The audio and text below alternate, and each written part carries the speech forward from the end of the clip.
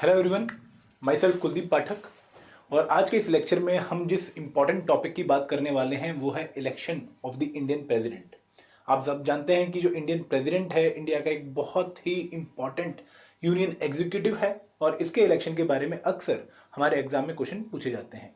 तो आज के इस लेक्चर में कोशिश ये रहेगी कि जितने भी इंपॉर्टेंट पॉइंट्स हैं regarding the election of president of India वो हम कवर कर लें, आपको उनमें कोई डाउट ना रहे। आशा करता हूं कि आप लोगों ने हमारा यूट्यूब चैनल ज्वाइन कर लिया होगा और हमारा टेलीग्राम चैनल सब्सक्राइब कर लिया होगा।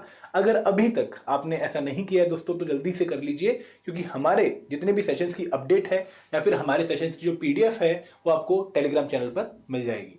शुरुआत करते हैं लेक्चर की। देखिए, यूनियन एग्जीक्यूटिव जब हम बात करते हैं तो कहीं ना कहीं हमारे दिमाग में 5 इंपॉर्टेंट पोस्ट आनी चाहिए। कौन कौन सी 5 इंपॉर्टेंट पोस्ट हैं जिनको हम यूनियन एग्जीक्यूटिव की कैटेगरी में डालते हैं? वो है सबसे पहले president of India, then the vice president of India, then the prime minister of India, council of minister and last but not the least the attorney general of India. इन 5 designation को हम यूनियन एग्जीक्यूटिव बोलते हैं। और article 52 से लेकर article 78, 52 से article 78 कौन से पार्ट में? पार्ट 5 ऑफ इंडियन कॉन्स्टिट्यूशन में वो इनके प्रोविजन से डील करते हैं। ठीक है। और यहां पर एक इंपॉर्टेंट, सबसे इंपॉर्टेंट जो पोस्ट है वो है प्रेसिडेंट ऑफ इंडिया, जिसको head of the Indian state भी बोला जाता है। He is the first citizen of India. और प्रेसिडेंट ऑफ इंडिया रिप्रेजेंट करता है कि इंडिया एक रिपब्लिक भी है, क्योंकि हमारे यहां पर जो प्रेसिडेंट है वो इलेक्टेड प्रेसिडेंट है, अनलाइक द ब्रिटिश जहां पर वहां पर एक मोनार्कल हेड होता है। ठीक है, क्लियर है यहां तक? पार्ट 5 आर्टिकल 52 से 78 डील करते हैं विद द यूनियन एग्जीक्यूटिव, और उनमें जो इनिशियल आर्टिकल्स हैं वो आपके डील करते हैं with the president of India. अब जब मैं प्रेसिडेंट ऑफ इंडिया के इलेक्शन की बात करता हूं तो इलेक्शन की बात आते ही आपके दिमाग में 2 क्वेश्चन आने चाहिए।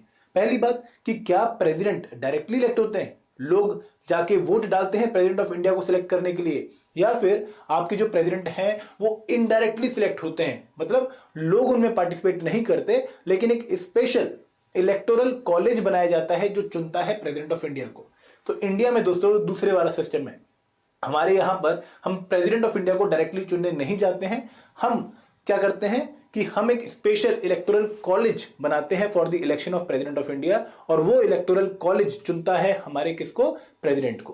क्लियर है यहां तक कि हम प्रेसिडेंट साहब के केस में डायरेक्ट इलेक्शन नहीं देखेंगे। President of India is elected indirectly bye a specially constituted electoral college. अब यहां पर एक जो डाउट अब नेक्स्ट आएगा आपको वो ये आएगा कि सर इस इलेक्टोरल कॉलेज में कौन कौन से मेंबर होते हैं, कौन कौन से ऐसी अथॉरिटीज हैं जिनको बोला गया है कि आप इस इलेक्टोरल कॉलेज का पार्ट बनोगे। तो अब यहां पर आपने ध्यान देना है कि 3 ऐसे इंपॉर्टेंट एरियाज हैं या 3 ऐसी इंपॉर्टेंट बॉडीज हैं जिनके मेंबर आपको इस इलेक्टोरल कॉलेज में देखने को मिलेंगे। पहला और सबसे important, the elected member, the elected, देखिए हर वर्ड इंपॉर्टेंट है। पहली वाली लाइन में आपको दोबारा से रिपीट करता हूं, the president is elected indirectly. इस वर्ड पे ध्यान दीजिएगा, इनडायरेक्टली, डायरेक्टली इलेक्ट नहीं हो रहे हैं। By a member of electoral college consisting of the elected member of parliament, दोनों ही हाउस, लोकसभा राज्यसभा, और दोनों के ही इलेक्टेड मेंबर, सिर्फ elected member, nominated member participate नहीं करेंगे। ठीक है, तो अगर मान लो हम राज्यसभा की बात करें, वहां पर 12 मेंबर आपके नॉमिनेटेड होते हैं। प्रेसिडेंट साहब from the field of literature, science, art, social service 12 लोगों को अपॉइंट करते हैं टू द लोकसभा, लेकिन वो लोग आपके election of president of India में पार्टिसिपेट नहीं करेंगे क्योंकि यहां पर वर्ड सिर्फ इलेक्टेड लिखा गया है। क्लियर है? Next, the elected member of all state legislative assembly, जितने भी स्टेट हैं जिनकी लेजिस्लेटिव असेंबलीज हैं उनके इलेक्टेड मेंबर, उनके भी नॉमिनेटेड मेंबर पार्टिसिपेट नहीं करेंगे। पहले एंग्लो इंडियंस को नॉमिनेट किया जाता था लेकिन अब वो प्रोविजन हट चुका है, तो लगभग सभी मेंबर आपके इलेक्टेड हैं, तो वो सारे मेंबर पार्टिसिपेट करेंगे in the election of president of India. Last but not the least, the elected member of the legislative assemblies of union territories of Delhi and Puducherry. तो ये जो आपकी यूनियन टेरिटरी है जहां पर आपको लेजिस्लेटिव असेंबली देखने को मिलेगी, इनके भी इलेक्टेड मेंबर पार्टिसिपेट करेंगे। तो ये इलेक्टेड वर्ड बहुत इंपॉर्टेंट है, एग्जामिनर आपसे यहां पर गलती करवाता है, वो बोल देगा the members of the Lok Sabha and Rajya Sabha, तो वो वर्ड गलत हो गया क्योंकि मेंबर्स में नॉमिनेटेड भी आ रहे हैं और इलेक्टेड भी आ रहे हैं। यहां पर अगर वर्ड इलेक्टेड है तो ही वो स्टेटमेंट करेक्ट है। ठीक है, तो ये 3 कैटेगरी के लोग पार्टिसिपेट करते हैं in the election of president of India. अब इनके वोट की वैल्यू क्या होगी? जैसे अगर हम इंडिया के प्राइम मिनिस्टर के इलेक्शन की बात करें या फिर हिमाचल प्रदेश के लेजिस्लेटिव असेंबली के इलेक्शन की बात करें, तो हर आदमी के वोट की वैल्यू इक्वल है। अगर आप वोट डालने जा रहे हो तो आपकी वोट की वैल्यू भी 1 है, आपके फादर वोट डालने जा रहे हो तो उनकी वोट की वैल्यू भी 1 है। तो क्या प्रेसिडेंट के केस में जो ये इलेक्टोरल कॉलेज के मेंबर हैं तीनों कैटेगरी के, क्या इनकी वैल्यू भी सेम है? नहीं। यहां पर आपने ध्यान देना है कि हमारे कॉन्स्टिट्यूशन में जो 2 आर्टिकल है वहां पर आपको थोड़ा गौर फरमाना पड़ेगा। पहला आर्टिकल है article 54 of Indian constitution. Article 54 में तो ये बताया गया है कि कौन कौन से लोग पार्टिसिपेट करेंगे। तो वो हमने कवर कर लिए कि elected member of both house of parliament, elected member of all legislative assemblies of state, elected member of union territories of Delhi and Puducherry, उनकी लेजिस्लेटिव असेंबली। अब आता है आर्टिकल 55 जो बहुत इंपॉर्टेंट है आपके लिए। देखिए मैं यहां पर आपको आर्टिकल भी क्यों बता रहा हूं, क्योंकि जो आपके एचपी अलाइड और एचपी एनटी का एग्जाम है वहां पर कई बार आर्टिकल्स भी डायरेक्टली पूछे गए हैं। तो अगर हम बात करें प्रेसिडेंट से रिलेटेड आर्टिकल की तो 52 से शुरू हो जाते हैं। आर्टिकल 51 ए क्या है? डीपीएसपी का लास्ट आर्टिकल, जहां पर इंटरनेशनल पीस की बात करी गई है। आर्टिकल 51 ए क्या है? आपका फंडामेंटल ड्यूटी का आर्टिकल। 52 क्या कहता है कि there shall be a president of India, एक प्रेसिडेंट ऑफ इंडिया होना चाहिए। आर्टिकल 53 क्या कहता है कि the executive power of the union is vested in the president of India. अब आता है आर्टिकल 54 जो बताता है कि क्या या कौन से लोग पार्टिसिपेट करेंगे in the election of president. और आर्टिकल 55 आता है कि किस तरीके से यूनिफॉर्मिटी रखी जाएगी इन दी वोट्स, कि स्टेट के बीच में पैरिटी बनी रहे। अगर हिमाचल प्रदेश है, अगर वहां पे लेजिस्लेटिव असेंबली की सीटें 68 हैं तो उसके भी हर एमएलए की जो वोट की वैल्यू है वो एक रेशो में हो, वो इक्वालिटी में हो as compare to that of the UP. ठीक है, यूपी में पॉपुलेशन ज्यादा तो इसका मतलब ये नहीं कि वहां के एमएलए की वोट की वैल्यू ज्यादा हो जाएगी। तो सभी स्टेट्स में यूनिफॉर्मिटी बनाए रखने के लिए एक फॉर्मूला दिया गया है आर्टिकल 55 में। सेम चीज रखी गई है, a parity between the states and the union. ऐसा ना हो कि एमपी की वोट की वैल्यू बहुत ज्यादा हो जाए और एमएलए की वोट की वैल्यू बहुत डिफरेंट हो जाए। तो वो यूनिफॉर्मिटी बनाने के लिए, वो पैरिटी बनाने के लिए कुछ फॉर्मूले आपको देखने को मिलेंगे जहां पर वोट की वैल्यू डिसाइड होगी स्टेट्स के असेंबली के मेंबर की और एक मेंबर ऑफ पार्लियामेंट की। अब वो फॉर्मूले आपको ध्यान में रखने हैं, ज्यादा डिफिकल्ट नहीं है, सिंपल सी चीज याद रखनी है कि value of the votes of N MLA, एक एमएलए की वोट की वैल्यू क्या होगी? Population of the state divided by total number of elected MLA into 1000। अब ध्यान से सुनिए, एक एग्जांपल समझाता हूं। और ये एक इंपॉर्टेंट पॉइंट भी यहां पर आपको ध्यान रखना पड़ेगा कि जो पॉपुलेशन आपको फॉर्मूला में देखने को मिल रही है, फॉर्मूला क्या है कि जो एमएलए है किसी स्टेट का, उसके वोट की वैल्यू क्या होगी? उसके वोट की वैल्यू क्या होगी?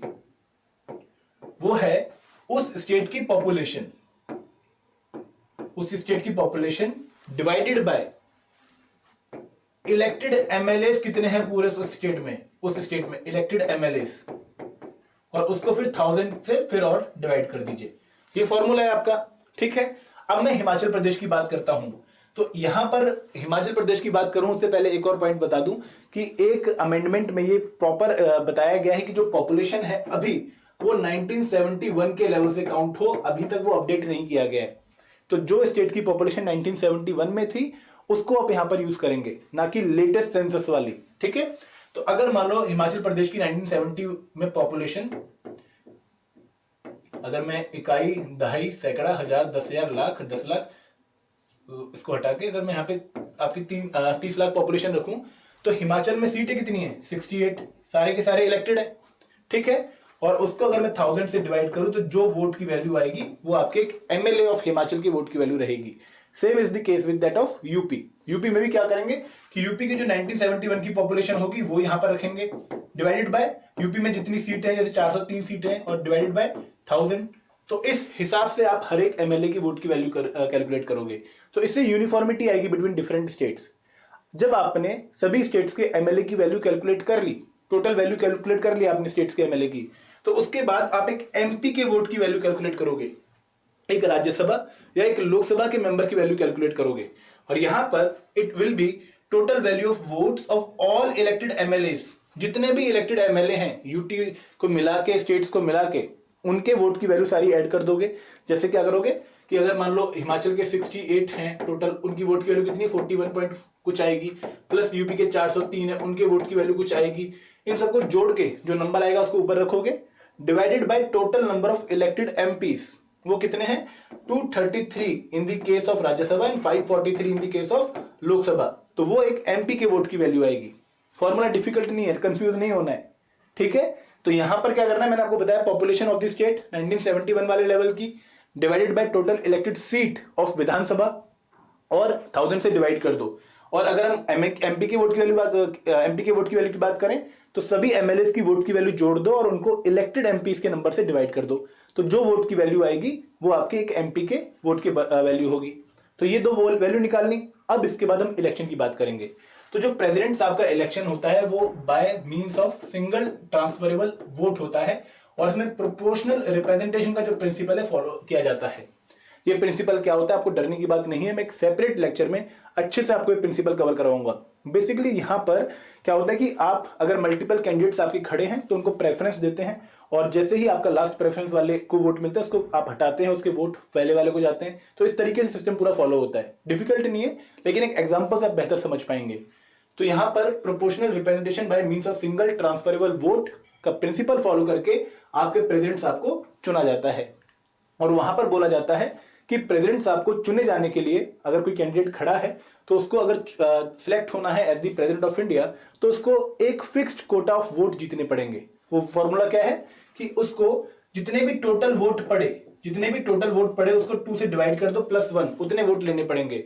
फॉर एग्जांपल अगर total value of vote 80 lakh है, जनरली वैल्यू लाख में जाती है, अगर 80 लाख वोट है तो आपको डिवाइड करोगे 2 से +1 उसको 40 लाख एक वोट लेना पड़ेगा अगर उसे जीतना है। तो अगर मल्टीपल कैंडिडेट खड़े हैं, अगर 2 से ज्यादा कैंडिडेट खड़े हैं तो यहां पर आप नंबर और ऐड कर दोगे नीचे, ठीक है। तो ये एक इलेक्शन का मैनर है प्रेसिडेंट ऑफ इंडिया का। एक और खास बात कि अगर कोई डिस्प्यूट आता है, अगर कभी भी कोई डाउट आता है कि इस इलेक्शन में ये प्रॉब्लम थी, ये डिस्प्यूट था, ये इसमें गलत हुआ है, तो उसके ऊपर किसकी जजमेंट फाइनल रहेगी, तो याद रखना है कि उसके ऊपर सिर्फ और सिर्फ सुप्रीम कोर्ट ही जजमेंट दे सकता है और उसकी जजमेंट फाइनल होगी। तो ये भी पॉइंट बहुत इंपॉर्टेंट है, सुप्रीम कोर्ट वाला बहुत बार इलेक्शन में बहुत बार क्वेश्चंस में पूछा गया है। तो आपको election of president of India के बारे में 2-3 बातें जो खास ध्यान रखनी है कि कौन कौन पार्टिसिपेट करता है, ठीक है। दूसरी बात कि सुप्रीम कोर्ट फाइनल अथॉरिटी है इलेक्शन डिस्प्यूट डिसाइड करने के लिए, और ये फॉर्मूला, ठीक है। अगर ये तीनों चीजें याद है तो आपका इसमें इस टॉपिक पे क्वेश्चन गलत नहीं होने वाला है। देखिए जब हमारा कॉन्स्टिट्यूशन बना तो ये एक धारणा है कि हम प्रेसिडेंट साहब को डायरेक्टली क्यों नहीं चुन रहे हैं, हमें क्यों इनका इनडायरेक्ट इलेक्शन करवाना पड़ रहा है। तो वहां पर ये लॉजिक दिया गया कि हमारे पास पार्लियामेंट्री फॉर्म ऑफ गवर्नमेंट है, अगर हम एक नॉमिनल एग्जीक्यूटिव जो कि हमारे प्रेसिडेंट ऑफ इंडिया है इनको भी डायरेक्टली चुनेंगे और कम पावर देंगे तो वो सही नहीं होगा। और दूसरे एंड पे कि इतने बड़े देश में प्रेसिडेंट ऑफ इंडिया का इलेक्शन अगर हम करवाएंगे तो कहीं ना कहीं जो ऑफिस है वो पार्टी लाइंस पे डिवाइड हो जाएगा, ठीक है। स्टेट्स को क्यों पार्टिसिपेट करने दिया गया in the president of India election, वो ये क्योंकि इंडिया का जो प्रेसिडेंट है वो ना सिर्फ यूनियन को रिप्रेजेंट करता है, नेशन को रिप्रेजेंट करता है, बल्कि वो इंडिया के स्टेट्स को भी रिप्रेजेंट करता है, इसलिए स्टेट्स की मेंबरशिप भी इसमें इंश्योर करी गई है। अगर मैं वाइस प्रेसिडेंट के इलेक्शन की बात करूं तो वाइस प्रेसिडेंट के केस में सिर्फ और सिर्फ पार्लियामेंट के मेंबर्स, तो मेंबर्स बोला तो क्या होगा, नॉमिनेटेड इलेक्टेड, दोनों पार्टिसिपेट करते हैं, उसमें स्टेट की रिप्रेजेंटेशन नहीं होती है, ठीक है। अब अगर आपको ये टॉपिक समझ आया है तो मेरा एक सिंपल से क्वेश्चन का आंसर दीजिए कमेंट सेक्शन में जल्दी से। Who among the following do not participate in the election of the president of India, इनमें से कौन सा पार्टिसिपेट नहीं करता है election of president of India में। जल्दी से आपका आंसर मुझे कमेंट सेक्शन में दिखना चाहिए। This is all from my side friends, I hope कि आपको ये लेक्चर समझ आया होगा। Thank you very much. जय हिंद, जय भारत।